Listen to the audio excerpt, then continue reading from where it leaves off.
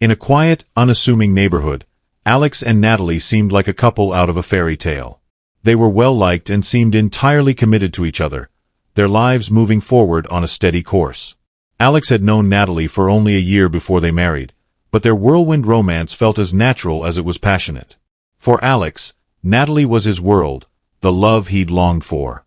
Someone who could share in his dreams of a family and a life of love and loyalty. Natalie, too, seemed infatuated with Alex in those early months. She was beautiful, charming, and warm, with a laugh that could fill any room. She quickly found her way into the hearts of Alex's friends and family, bringing a vibrancy to his life that everyone around them appreciated. When Natalie told Alex she was pregnant, he was ecstatic. This was everything he had ever wanted. The news brought their families even closer together, and Alex organized a small gathering to celebrate, his heart full of pride and joy at the thought of becoming a father. But beneath this facade of happiness, something far darker simmered. Alex had met Natalie's cousin, Jackson, at various family gatherings. Jackson was friendly, confident, and someone Alex initially trusted. Living only a few blocks away, Jackson was a regular fixture in their lives, always available for a friendly chat or a casual visit. But soon after Natalie's pregnancy, Alex noticed a subtle change in her demeanor when Jackson was around. At first, it was barely perceptible, just a fleeting smile, a lingering glance. Then, gradually, her interactions with Jackson became more affectionate, more intense. He saw the way her hand might linger on Jackson's arm, or how she would laugh a little louder when Jackson made a joke. Despite his growing discomfort, Alex convinced himself that it was all just in his head. After all, this was her cousin, someone she'd grown up with. He tried to brush it off, believing that the closeness between them was harmless, familial. Over time, though, it grew harder to ignore. He could feel a growing tension between them, a feeling he couldn't shake. On a few occasions, he noticed Natalie's texts with Jackson on her phone. Each one friendly, yet somehow overly familiar. There was a playfulness, even a flirtation in the words, but Alex held his tongue, not wanting to come off as insecure or jealous. Deep down, he wanted to believe in his wife's innocence, her loyalty. But it wasn't just the texts or the glances. Natalie was becoming distant with him, pulling away in ways that left him feeling hollow. On some nights, she seemed to avoid intimacy altogether. Making excuses that sounded increasingly insincere, he felt the warmth of their early relationship begin to wane, replaced by a cool detachment he couldn't understand. Her attention, once solely his, seemed divided, leaving Alex with a gnawing suspicion that he couldn't quite articulate. One evening, Alex called Natalie to let her know he'd be late at work.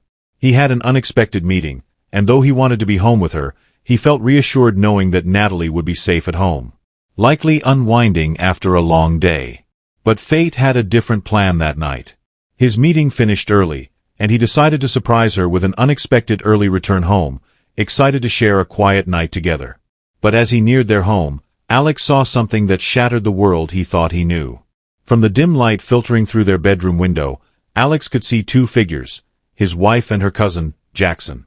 They were entwined, their movements unmistakable, the reality of their betrayal impossible to deny. He felt his heart drop, his hands freezing at his sides.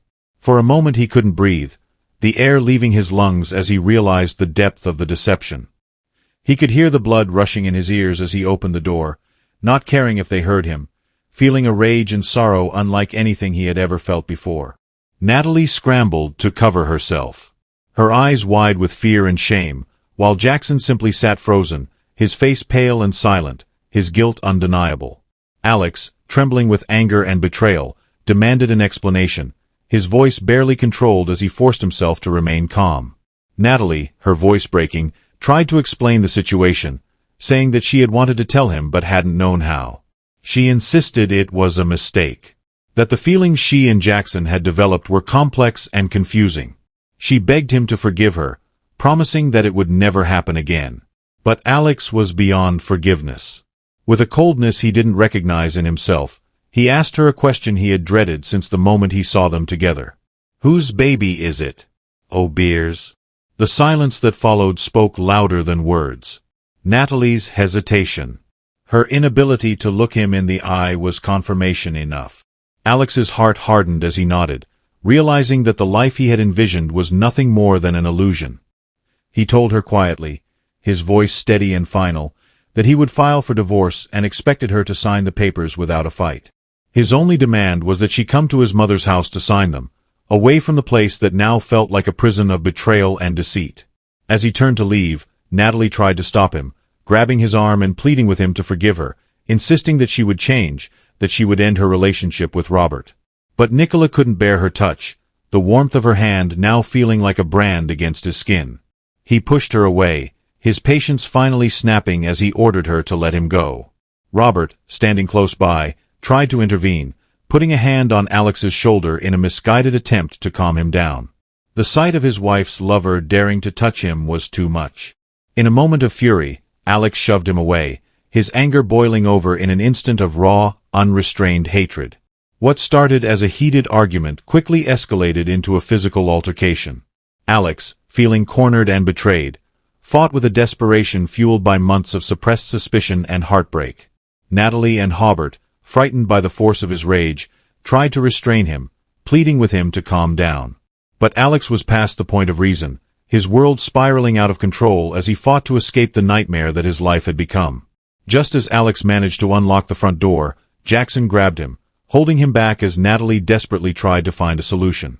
In a moment of shared panic, they realized that their secret, the dark, twisted affair they had hidden for so long, was about to be exposed. The fear of losing everything drove them to a desperate act, one they would come to regret for the rest of their lives. In a final horrific moment, Natalie snatched a metal rod from the kitchen. Driven by terror and an instinct for self-preservation, she struck Alex, the force of the blow reverberating through the room. Alex staggered, his eyes locking onto Natalie's in one last, heartbreaking moment of disbelief. As he fell to the ground, his last words, a whispered, agonized, "You're pathetic," hung in the air like a curse.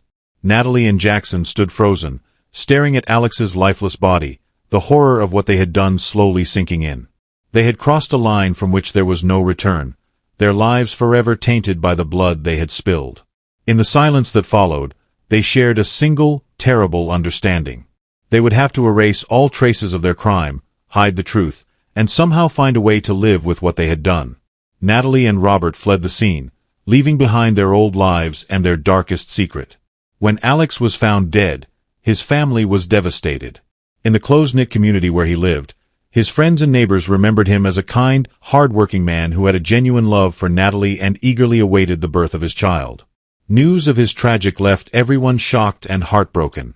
What seemed a simple domestic tragedy soon became a chilling mystery as investigators began piecing together the strange circumstances around his death. The police were immediately suspicious of Alex's untimely and violent end, especially given the apparent absence of any forced entry or theft at the scene.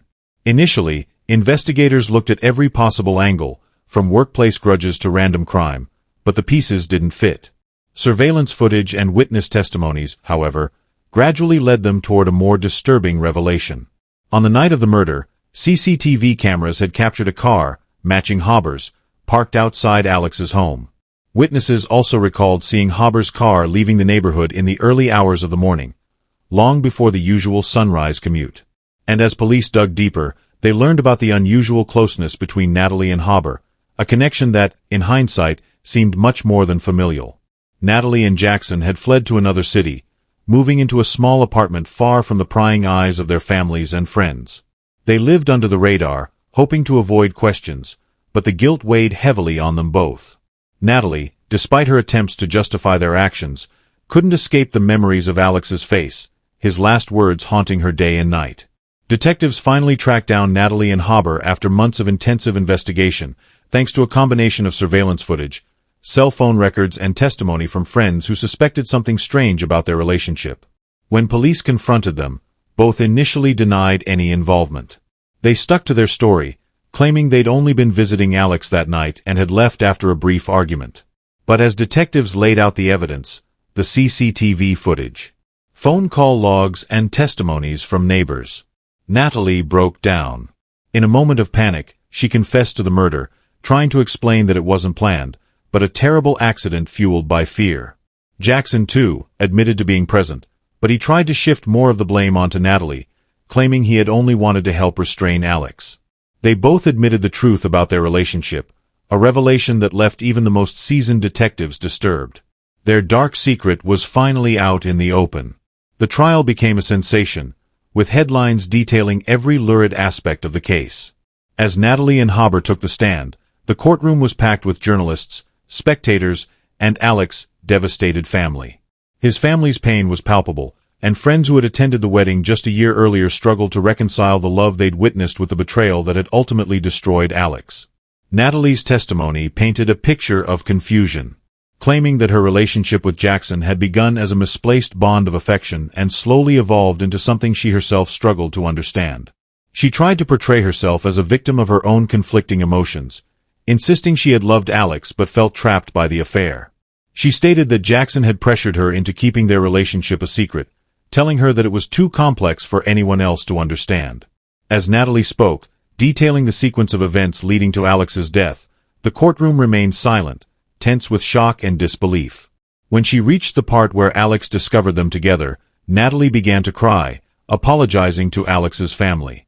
But her words were hollow. To the public, she appeared self-serving, her apologies seemingly focused on saving herself rather than expressing genuine remorse for the man she had betrayed and murdered. Obert's testimony, on the other hand, took a different angle. He claimed that Alex had overreacted and provoked them, casting himself and Natalie as victims who had been pushed into a desperate situation. He argued that Alex's violent outburst had forced them to take action, trying to frame the murder as an act of self-defense. His words, however, were unconvincing, as the evidence painted a far more sinister picture of two people who had killed to protect their secret. The prosecutor, in a powerful closing statement, described the crime as a cold-blooded betrayal. He argued that Natalie and Haber had allowed their forbidden relationship to spiral out of control, and rather than face the consequences of their actions, chose to silence Alex forever. The prosecutor presented compelling evidence, painting Natalie and Haber as a pair of deceitful lovers who had valued their own selfish desires over the life of a man who had done nothing but love and trust them.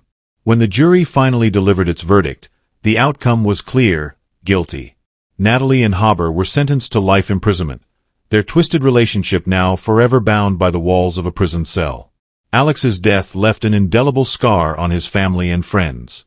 His mother, who had been eagerly awaiting the birth of her first grandchild, was left to mourn not only her son, but also the life he had hoped to build.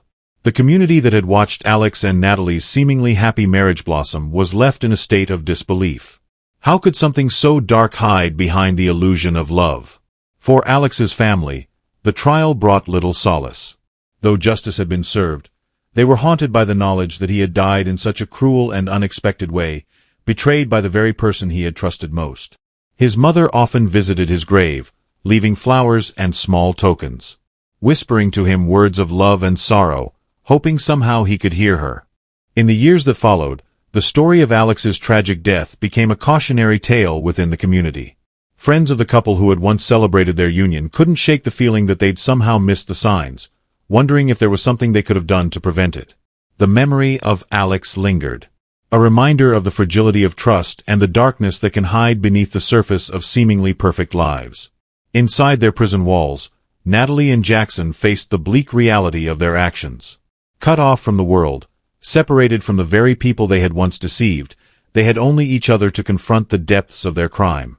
Their relationship, once fueled by secrecy and lust, grew toxic as guilt and resentment set in. The weight of their betrayal gnawed at them both, poisoning the connection that had once seemed so consuming. As time passed, Natalie's remorse deepened her memories of Alex, his kindness, his loyalty, his love. Growing sharper with each day spent in confinement, she began to realize the full extent of what she had lost, the life she had thrown away for a fleeting, forbidden love. The shame and regret became her constant companions. The prison bars around her, both literal and symbolic of the prison her life had become. Haber, too, found himself changed. The thrill and passion that had once defined his relationship with Natalie now seemed hollow, a bitter reminder of the price they had paid. He grew bitter and withdrawn, distancing himself even from Natalie, each of them haunted by Alex's final words. In the end, Natalie and Habert's story became one of devastation. Of a love twisted by betrayal, a life destroyed, and a family left forever broken. The memory of Alex lingered like a shadow over their lives, a ghost they could never escape, a reminder of the innocence they had shattered in their selfish pursuit of desire. The tragedy of Alex's murder became more than just a story of betrayal and forbidden love. It was a lesson, a reminder of the devastating consequences of selfishness and deception. His memory endured, kept alive by those who loved him, a symbol of innocence betrayed and trust violated. For those left behind, Alex's story served as a painful but necessary reminder of the fragility of human relationships, the importance of honesty, and the high price of betrayal. And for Natalie and Jackson, it became a life sentence far beyond prison walls, a sentence of unending guilt and remorse, a daily reminder that in their pursuit of desire, they had lost everything that truly mattered. Thanks for watching. Subscribe and like this video for more true crime video. Don't forget to leave your thoughts and theories in the comments section below. Take care and see you in the next video.